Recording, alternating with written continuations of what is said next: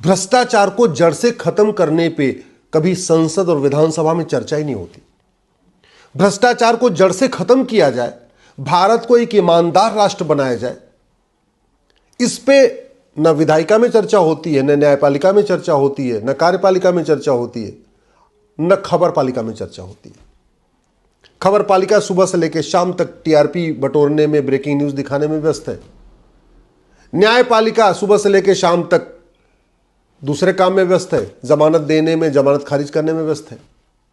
विधायिका में सुबह से लेकर शाम तक केवल तू मैं आरोप प्रत्यारोप, नूरा कुश्ती, बतौलेबाजी, तू चोर मैं सिपाही चल रहा है। जो विकास की बात भी हो रही है तो केवल भौतिक विकास की बात हो रही है। भारत के नैतिक विकास की बात नहीं हो रही, भारत के चारित्रिक विकास की बात नहीं हो रही है, भारत के सांस्कृतिक विकास की बात नहीं हो रही है, भारत के आध्यात्मिक विकास की बात नहीं हो रही है। केवल जो थोड़ी बहुत चर्चा हो रही है विकास की। और एक बात याद रखिएगा, शरीर कितना भी स्वस्थ हो, लेकिन अगर व्यक्ति नैतिक रूप से ठीक ना हो, चारित्रिक रूप से ठीक ना हो, आध्यात्मिक रूप से ठीक ना हो, तो फिर भौतिक विकास बेकार है। ऐसे किसी भी देश का भौतिक विकास खूब हो जाए, एयरपोर्ट अच्छे हो जाए, हाईवे अच्छे हो जाए, सड़कें अच्छे हो जाए, एक्सप्रेसवे अच्छे हो जाए, ठीक है, लेकिन अगर वहां के लोगों का नैतिक विकास ना हो तो वो देश भी बेकार है। हम जापान को अच्छा इसलिए मानते हैं क्योंकि वहां भौतिक विकास हुआ है तो वहां पे नैतिक विकास भी खूब हुआ है। सिंगापुर को इसलिए अच्छा मानते हैं कि भौतिक विकास के साथ साथ आध्यात्मिक विकास, चारित्रिक विकास, नैतिक विकास ये भी उन्होंने किया है। और नतीजा ये है कि देखिए वहां शांति है, समृद्धि है, खुशहाली है।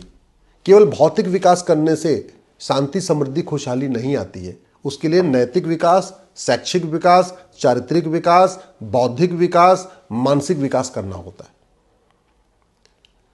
उद्योग मंत्रालय, परिवहन मंत्रालय, civil aviation ministry, commerce ministry, ये सब क्या करते हैं? भौतिक विकास करते हैं। संस्कृति मंत्रालय, शिक्षा मंत्रालय और कानून मंत्रालय ये नैतिक विकास करते हैं, आध्यात्मिक विकास करते हैं, चारित्रिक विकास करते हैं। दुर्भाग्यवश हमारे भारत में पिछले 75 वर्षों में भौतिक विकास तो खूब हुआ, डैम बने, सड़कें बनी, हाईवे बने, एयरपोर्ट बने, सब बने, लेकिन कैसे आध्यात्मिक विकास हो इस पर गंभीरता के साथ चर्चा नहीं हुई, आज भी नहीं हो रही। और नतीजा क्या है? थाने के भ्रष्टाचार से हिंदू, मुसलमान, पारसी, ईसाई सब परेशान हैं। तहसील के भ्रष्टाचार से ब्राह्मण, क्षत्रिय, वैश्य, दलित सब परेशान हैं। डिस्ट्रिक्ट कोर्ट में मुकदमे में जो तारीख पे तारीख पड़ रही है उससे सभी वर्गों के लोग परेशान हैं, सभी भाषाओं के लोग परेशान हैं, सभी क्षेत्र के लोग परेशान हैं। समाधान क्या है? शिक्षा में संस्कार, कानून का खौफ। शिक्षा में संस्कार कैसे आएगा? शिक्षा में संस्कार आएगा इस राइट टू एजुकेशन एक्ट को बदल के इसमें एक शब्द इक्वल जोड़ दिया जाए, राइट टू इक्वल एजुकेशन कर दिया जाए।